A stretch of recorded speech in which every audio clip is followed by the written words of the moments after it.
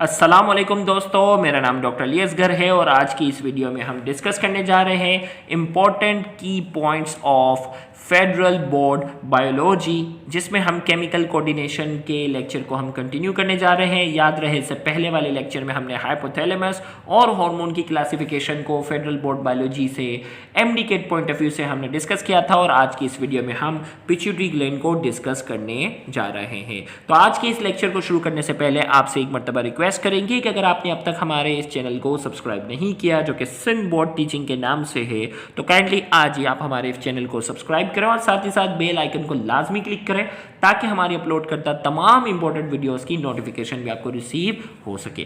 तो आइए हम स्टार्ट करते हैं पिट्यूटरी ग्लैंड। पिट्यूटरी ग्लैंड की अगर हम बात करने जा रहे हैं, याद रखिएगा पिट्यूटरी ग्लैंड को यहाँ पिट्यूटरी ग्लैंड जो है उसे हम 3 लोब में जाकर क्या कर देते हैं, डिवाइड कर देते हैं। सबसे पहले मैं यहाँ बात करूँ, पिट्यूटरी ग्लैंड जो है ये पी शेप स्ट्रक्चर होता है और इसको हम 3 हिस्सों में क्या कर देते हैं, डिवाइड कर देते हैं। एंटीरियर आगे वाला, मीडियन बीच वाला और posterior. Anterior lobe, median lobe और पोस्टीरियर लोब। तो पिट्यूटरी को हम बेसिकली क्या करते हैं, 3 हिस्सों में जाकर क्या करते हैं, डिवाइड करते हैं। तो हमने कहा पिट्यूटरी ग्लैंड जो कि पी शेप स्ट्रक्चर है, it is attached to hypothalamus. ये हाइपोथैलेमस के साथ एक अटैच होता है by a stalk called infundibulum. ये पिट्यूटरी ग्लैंड जो है ये हाइपोथैलेमस के साथ अटैच होता है। इससे पहले हमने हाइपोथैलेमस पढ़ा ना, इससे पहले लेक्चर में हमने हाइपोथैलेमस को एमडी के पॉइंट ऑफ व्यू से डिस्कस किया था। तो हमने कहा it is attach to hypothalamus by a stalk, एक स्टाक लाइक स्ट्रक्चर के साथ ये अटैच होता है और उस स्ट्रक्चर को हम कहते हैं इन्फंडिबुलम। एमसीक्यू में पूछा जा सकता है कि पिट्यूटरी जो है वो एक स्टाक लाइक स्ट्रक्चर के साथ हाइपोथैलेमस के साथ अटैच है, उसे क्या कहते हैं, इन्फंडिबुलम। अब इस पिट्यूटरी ग्लैंड को हम 3 लोब में जाकर डिवाइड कर देते हैं, एंटीरियर लोब, पोस्टीरियर लोब और मीडियन लोब। तो 3 लोब के अंदर जाकर हम इसे डिवाइड करने जाते हैं और हमारे पास जो है वो सबसे पहले हम बात करेंगे एंटीरियर लोब की। तो पिट्यूटरी ग्लैंड का जो एंटीरियर लोब है उसे कहते हैं master gland of endocrine system. याद रखिएगा सिंध बोर्ड में ऐसी कोई वाज़ेह तौर पे बात नहीं है, सिंध बोर्ड में लिखा हुआ है पिट्यूटरी ग्लैंड जो है वो master gland of the body है। क्या है, master gland of the body है। लेकिन फेडरल बोर्ड में यह बात वाज़ेह तौर पर है कि master gland of endocrine system जो है वो एंटीरियर लोब ऑफ पिट्यूटरी है।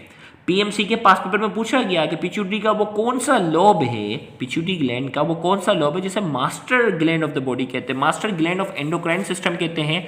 तो सिंध बोर्ड वाला बच्चा परेशान कि भाई कौन से लोब का, अलग से तो नहीं लिखा हुआ, जबकि फेडरल बोर्ड में वाज़ेह तौर पे लिखा हुआ है master gland of endocrine system जो है वो कौन है, anterior lobe of pituitary. Secrete 6 hormone, 6 hormone जो है वो क्या करता है, सिक्रीट करता है। 1 बाय 1 हम तमाम हार्मोन्स के बारे में डिस्कशन करने जाएंगे, जिसमें सबसे पहला हमारा हार्मोन है वो क्या है, ग्रोथ हार्मोन, जिसे जीएच करके शॉर्ट में कहते हैं। ग्रोथ हार्मोन का दूसरा नाम है सोमेटोट्रोपिक हार्मोन। क्या है, सोमेटोट्रोपिक हार्मोन है। तो ग्रोथ हार्मोन जो कि पहला हार्मोन है जिसका दूसरा नाम है सोमेटोट्रोपिक हार्मोन, ये एक ही हार्मोन है। इसको रिलीज कौन करवाता है, ग्रोथ हार्मोन रिलीजिंग फैक्टर। कहां से आया, हाइपोथैलेमस से। ग्रोथ हार्मोन रिलीजिंग फैक्टर जो होता है वो इसकी सिक्रीशन को बढ़ाता है, जबकि सोमेटोस्टेटिन जो होता है, हाइपोथैलेमिक सोमेटोस्टेटिन जो होता है वो ग्रोथ हार्मोन के लेवल को क्या करता है, कम करता है। ये इससे पहले हाइपोथैलेमस में भी हम क्या कर चुके हैं, बात कर चुके हैं। तो ये 2 बातें रिकॉल की। अब ग्रोथ हार्मोन की अगर डेफिशिएंसी होती है तो क्या होता है, डार्फिज्म होता है, डार्फिज्म की बीमारी होती है। अब इस डार्फिज्म के अंदर क्या होता है, शॉर्ट स्टेचर, इंसान का जो कद होता है वो छोटा रह जाता है। लेकिन प्रोपोर्शनेट बॉडी पार्ट जो होते हैं वो प्रोपोर्शनेट होते हैं। प्रोपोर्शनेट का मतलब है कि अगर उसका जिस्म छोटा है तो सर भी उसके हिसाब से, हाथ भी उसके हिसाब से, टांगे भी उसके हिसाब से। ऐसा नहीं है कि जिस्म छोटा है टांगे बड़ी हैं या टांगे छोटी हैं जिस्म बड़ा है, तो ये कहलाता है नॉन प्रोपोर्शनेट। जबकि यहाँ डार्फिज्म की जो खास बात है, डार्फिज्म की अगर खास बात है वो क्या है, प्रोपोर्शनेट बॉडी पार्ट जो होते हैं इसके प्रोपोर्शनेट होते हैं। तो ग्रोथ हार्मोन का लेवल कम होगा कब, बचपन में, जिसकी वजह से बच्चे का कद जो होगा वो छोटा रह जाएगा, उसे कहते हैं डार्फिज्म। और उसमें बॉडी पार्ट जो होंगे वो प्रोपोर्शनेट होंगे। ब्रेन की डेवलपमेंट बिल्कुल नॉर्मल होगी और आईक्यू आर अनअफेक्टेड, उसकी जहानत पे कोई फर्क नहीं पड़ेगा, इसकी जहानत पे कोई फर्क नहीं पड़ेगा। लेकिन अगर ग्रोथ हार्मोन का लेवल अगर चाइल्डहुड के अंदर अगर बढ़ जाए तो उस कंडीशन को हम कहते हैं जाइजेंटिज्म। क्या कहते हैं इसे हम, जाइजेंटिज्म, जिसमें जो है वो शख्स की हाइट जो होगी वो क्या होगी, बहुत ज्यादा होगी।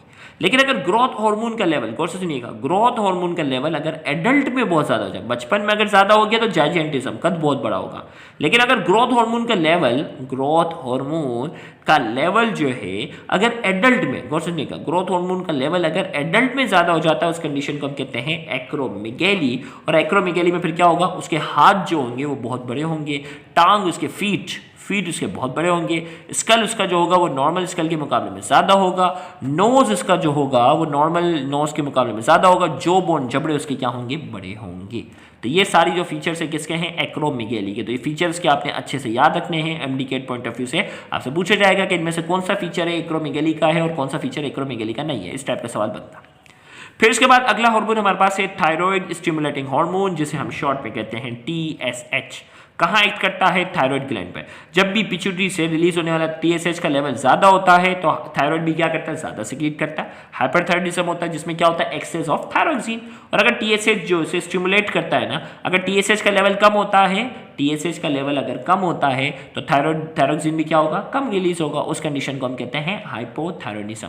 याद रखिएगा सिंध बोर्ड के अंदर हाइपरथायराइडिज्म और हाइपोथायराइडिज्म के सिम्टम बहुत अच्छे से लिखे हुए हैं। हमने सिंध बोर्ड का जो है वो लेक्चर रजिस्टर्ड ग्रुप के अंदर जो हम प्रोवाइड करते हैं, सिंध बोर्ड और फेडरल बोर्ड दोनों हम कवर करवा रहे हैं। पूरी कोशिश है डेली बेसिस पर हम लेक्चर ज़्यादा से ज़्यादा रिकॉर्ड कर रहे होते हैं। तो उसमें हमने सिंध बोर्ड के अंदर ऑलरेडी हमने लेक्चर रिकॉर्ड किया हुआ है रजिस्टर्ड ग्रुप में। इंशाल्लाह जब इस वीक का जब टेस्ट होगा तो उसमें सिंध बोर्ड का लेक्चर भी हम आपको प्रोवाइड करेंगे। उस पर हाइपरथायराइडिज्म में क्या होता है, हाइपो में क्या होता है, वहां बहुत ज़्यादा डिटेल है, जबकि यहाँ फेडरल बोर्ड में इस टॉपिक की इतनी कोई खास डिटेल नहीं है। फिर आते हैं एड्रीनोकोर्टिकोट्रोपिक हार्मोन, जिसे हम शॉर्ट में कहते हैं ACTH।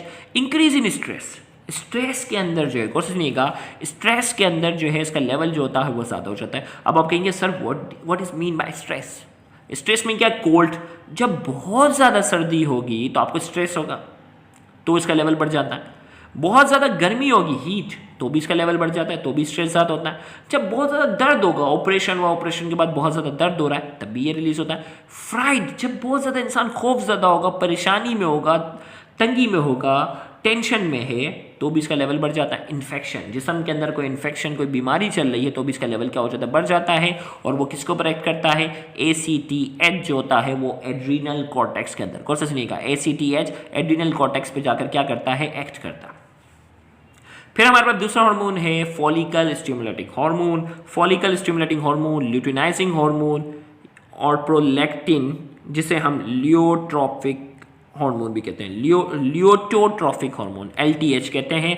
याद रखिएगा प्रोलैक्टिन का जो दूसरा नाम है, गौर से सुनिएगा, प्रोलैक्टिन का जो दूसरा नाम है वो लियोटोट्रोफिक हार्मोन। शायद सिंध बोर्ड में ये चीज़ वाज़ेह तौर पर नहीं लिखी हुई, तो आपने इसका दूसरा नाम अच्छे से याद रखना है। तो follicle stimulating hormone, luteinizing hormone, तीसरा जो हार्मोन है वो प्रोलैक्टिन है, जिसका दूसरा नाम luteotropic hormone, or collectively known as gonadotropic hormone. इन तीनों को हम गोनेडोट्रोपिक हार्मोन कहते हैं। और गोनेडोट्रोपिक हार्मोन इसलिए हम कहते हैं एक्ट अपॉन रिप्रोडक्टिव सिस्टम। ये तीनों जो है follicle stimulating hormone, luteinizing hormone, prolactin जिसे लियोटोट्रोपिक हार्मोन कहते हैं, are collectively known as gonadotropic hormone. Gonadotropic hormone इसलिए कहते हैं कि ये तीनों किस पर एक्ट करते हैं, ये तीनों जो है वो रिप्रोडक्टिव सिस्टम पर, ये तीनों क्या करते हैं, रिप्रोडक्टिव सिस्टम पर जाकर क्या करते हैं, एक्ट करते हैं, इसीलिए उन्हें हम गोनेडोट्रोपिक हार्मोन कहते हैं। बाकी ये रिप्रोडक्टिव सिस्टम पर आएंगे ना, पे इन तीनों का फंक्शन आता जाएगा। भाई FSH क्या करता है, ल्यूटिनाइजिंग हार्मोन क्या करता है, ल्यूटोट्रोफिक हार्मोन क्या करता है, ये सारी चीज़ें डिस्कशन में हम डिस्कस करेंगे। फिर हमारे पास जो है मीडियन लॉब। मीडियन लॉब की अगर हम बात करते हैं, इन ह्यूमन, इंसानों की बात करते हैं, median lobe of pituitary is not very prominent ज़्यादा नहीं होता। इससे रिलीज होने वाला जो हार्मोन है मेलेनोसाइड स्टिमुलेटिंग हार्मोन, जिसे शॉर्ट में हम MSH कहते हैं, ये किस में रिलीज होता है, इंक्रीज इन प्रेगनेंसी। प्रेगनेंसी के अंदर क्या हो जाता है, इंक्रीज होता है, और उसका काम होता है it increases the secretion of melanin by melanocyte in skin and hair. हमारी जो स्किन है, हमारे जो बाल है, उसके अंदर सेल मौजूद होता है, उसे कहते हैं मेलेनोसाइड्स। और मेलेनोसाइड्स जो सिक्रीट करता है उसे क्या कहते हैं, मेलेनिन। और ये क्या करता है, it controls the darkening of skin, skin को क्या करता है, डार्कर बनाने का काम करता है। तो MSH melanocyte stimulating hormone, melanocyte stimulating hormone जो है ये प्रेगनेंसी में क्या हो जाता है, बढ़ जाता है, और ये क्या करता है, मेलेनिन की सिक्रीशन को क्या कर देता है, मेलेनिन की सिक्रीशन को बढ़ा देता है। और ये मेलेनिन को सिक्रीट कौन करता है, मेलेनोसाइड्स, और मेलेनोसाइड्स जो स्किन और हेयर्स के अंदर होते हैं, मौजूद होते हैं, वहाँ ये उसकी सिक्रीशन को क्या कर देता है, बढ़ा देता है। तीसरा हमारे पास जो है posterior lobe of pituitary. Posterior lobe of pituitary के लिए खास बात, नॉट ग्लैंडुलर बाय इटसेल्फ, ये खुद से जो है वो खुद से ग्लैंडुलर नहीं है। अब ये खुद से ग्लैंडुलर क्यों नहीं है, क्योंकि इससे यहाँ जो भी रिलीज होता है वो प्रोड्यूस करने वाला कौन है, हाइपोथैलेमस। ये खुद तो नहीं बनाता भाई, ADH एंटी डायूरेटिक हार्मोन और ऑक्सीटोसिन ये बनाने वाला कौन है, हाइपोथैलेमस, रिलीज करने वाला कौन है, पोस्टीरियर लोब ऑफ पिट्यूटरी। तो इसीलिए हम कहते हैं it is not glandular by itself. Pituitary का वो कौन सा लॉब है जो ग्लैंडुलर नहीं है, ग्लैंडुलर बाय इटसेल्फ नहीं है, तो आपका आंसर होगा पोस्टीरियर लॉब। अब यहाँ हमारे पास जो है ADH स्टोर होता है पोस्टीरियर लॉब के अंदर, और ऑक्सीटोसिन जो है वो स्टोर होता है, बनाने वाला हाइपोथैलेमस था। तो हमने कहा इंक्रीज, अब ये ADH या एंटी डायूरेटिक हार्मोन इसकी फुल फॉर्म है, ये इसका लेवल जब भी बढ़ जाता है, एंटी डायूरेटिक हार्मोन को वेसोप्रेसिन भी कहते हैं। ये कब बढ़ता है, जब डिहाइड्रेशन, जिस्म में पानी की जो है वो बहुत ज़्यादा कमी हो, ब्लड वॉल्यूम कम हो, ब्लड प्रेशर कम होता है, तो ADH का एंटी डायूरेटिक हार्मोन का लेवल जो होता है वो खून के अंदर बढ़ जाता है। क्यों, इसका काम होता है पानी की रीअब्जॉर्प्शन करना। यूरिन के, जब हम रोज़े की हालत में ना, रोज़े की हालत में यूरिन नहीं आता हमें ज़्यादा, यूरिन क्यों नहीं आता, क्योंकि जिस्म में पानी की कमी है। जिस्म में पानी की कमी है तो क्या होता है, एंटी डायूरेटिक हार्मोन का लेवल क्या होता है, ज़्यादा होता है। और एंटी डायूरेटिक हार्मोन जो है वो क्या करता है, एंटी डायूरेटिक हार्मोन जो है वो यूरिन के अंदर पानी को लॉस होने नहीं देता। तो इसका मतलब जब भी जिस्म में पानी की कमी होगी, डिहाइड्रेशन होगा, ब्लड वॉल्यूम कम होगा, ब्लड प्रेशर कम होगा, एंटी डायूरेटिक हार्मोन का लेवल क्या होगा, ज़्यादा होगा।